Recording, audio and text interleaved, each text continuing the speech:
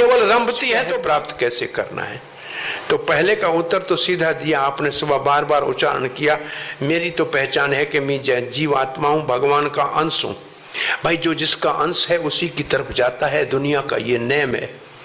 आप देखो ये धरती का पत्थर उठा के आसमान में फेंको, वापस धरती की तरफ आता है कि नहीं आता है? हाँ, क्यों आता है? धरती का अंश है। कहीं भी फेंकोगे, पत्थर को ऊपर फेंको नीचे आएगा। आप आग को जलाओ, कहीं भी ऊपर जाएगी, जाती है कि नहीं जाती है? वो सूर्य का अंश है, सारा कुछ, जितनी अग्नि, जहां भी अग्नि है वो वहीं से निकली है, उसको जलाओगे तो ऊपर जाएगी। पानी को कहीं से डालो तो नीचे जाएगा, वो तो समुद्र से निकल के आता है तो नीचे ही जाएगा। जो जिसका अंश है वहीं जाएगा। तो हम भगवान के अंश हैं तो भगवान की तरफ जाएंगे तभी सुखी होंगे। इसलिए दुख का कारण क्या है? चैतन्य महाप्रभु ने उत्तर क्या दिया? अनादिकाल जीव कृष्ण बाहिर मुख अतएव माया देता संसार दुख। अनादिकाल से जीव भगवान से बेमुख हो गया है। अगर आपको याद हो तो हमने पहले दिन कहा था कि माया भगवान के पीछे होती है, वो भगवान के आगे आने में उसको लज्जा आती है। तो जो भगवान के आगे है उसको तो माया हाथ ही नहीं लगा सकती। तो भगवान के सन्मुख जो है उसको दुख नहीं है। जो भगवान को पीठ दे के चला गया तो वो माया की गोद में अपने आप जाके गिरता है। माया किसी को नहीं पकड़ती है, हम जाके माया की गोद में गिरते हैं। जैसे बंदर पकड़ने वाला जब बंदर को पकड़ता है ना मदारी, तो एक सुराही के अंदर कुछ चने डाल देता है, मूंगफली डाल देता है, और बंदर उसके अंदर आके हाथ डालता है, मुट्ठी से चने उठाने का प्रयास करता है, हाथ मोटा हो जाता है, सुराही का मुंह पतला होता है और कहता है छोड़ो छोड़ो छोड़ो। बंदर को किसी ने पकड़ा है क्या? वही चनों को पकड़ के बैठा है, इसलिए हाथ फंस गया। चने छोड़ के हाथ उठा ले तो बाहर निकल आएगा, नहीं करेगा नहीं।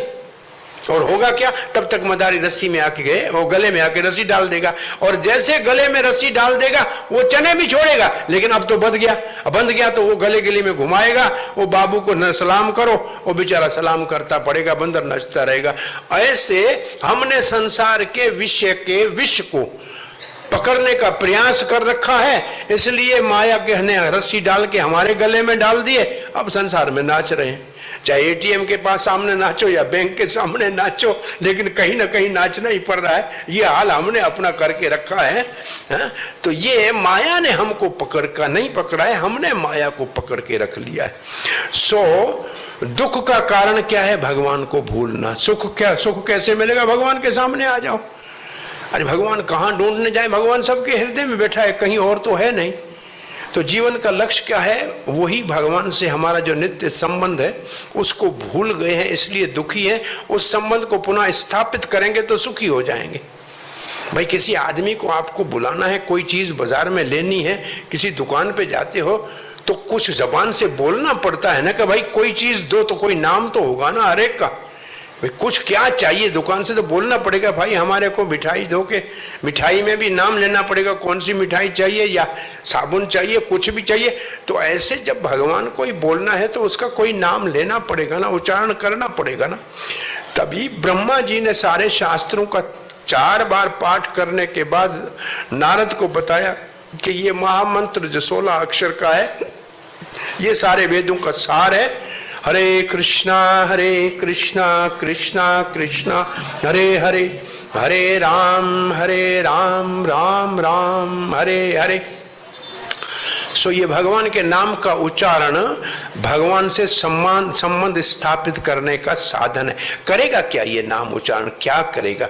चेतो दर्पण मार्जनम, ये हृदय रूपी दर्पण की सफाई करेगा। दर्पण कहते हैं तो सबको मालूम है दर्पण किसको कहते हैं? आईने को कहते हैं, जिसमें हम अपना मुख देखते हैं। उसके ऊपर अगर मिट्टी, भगवान सबके हृदय में है कि नहीं है? अगर सबके हृदय में भगवान है तो दिखता क्यों नहीं है? हृदय है दर्पण, भगवान बैठे हैं उसमें, दिखते क्यों नहीं है? क्योंकि दर्पण के ऊपर मिट्टी चढ़ी हुई है। अब वो मिट्टी उतारेंगे, साफ करेंगे तो भगवान दिख जाएंगे। तो साफ कैसे करें? सफाई का साधन क्या है? परम विजयते श्री कृष्ण संकीर्तनम। भगवान श्री कृष्ण नाम संकीर्तन की जय हो। अनादि काल से हृदय के ऊपर जमे हुए मैल को धो के साफ कर देते हैं।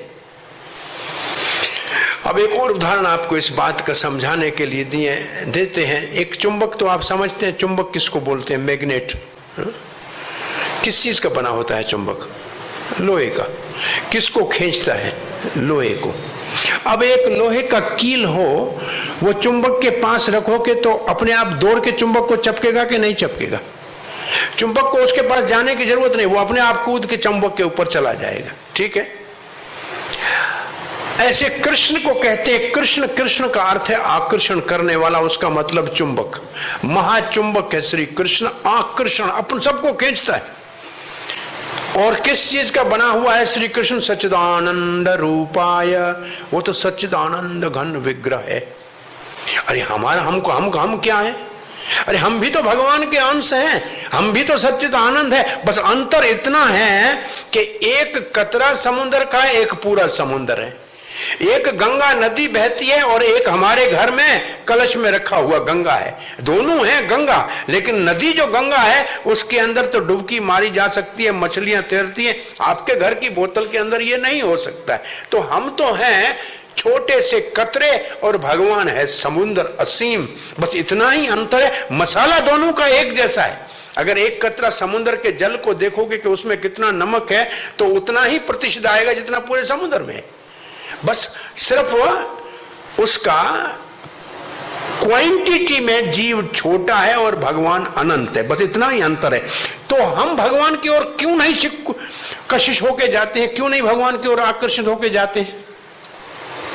तब कहते हैं जो कील मिट्टी में गिर जाए, बरसात का पानी पड़ जाए, उसके ऊपर जंग लग जाए, तो क्या जंग लगा हुआ कील कभी चुंबक को चपकेगा? नहीं। इसमें चुंबक का दोष है कि कील का दोष है? चुंबक तो आकर्षण करने के लिए तैयार है, लेकिन कील के ऊपर जंग लग गया है। अब क्या इलाज करना चाहिए? बोला जंग उतारो। अच्छा, कील अपना जंग अपने आप उतार सकता है? नहीं।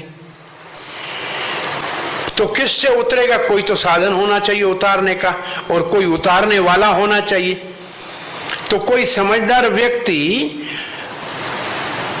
सैंड पेपर से, क्या कहते हैं उसको, रेगमाल, वो घिसे तो फिर जंग उतर जाएगा, और फिर एकदम जाके कील अपने आप चुंबक को चपक जाएगा। और अकेला नहीं चपकेगा, उसके पीछे भी 2-4 कील लगाओगे तो इतने सारी लाइन कीलों की बन जाएगी, चुंबक में चपक जाएंगे सारे।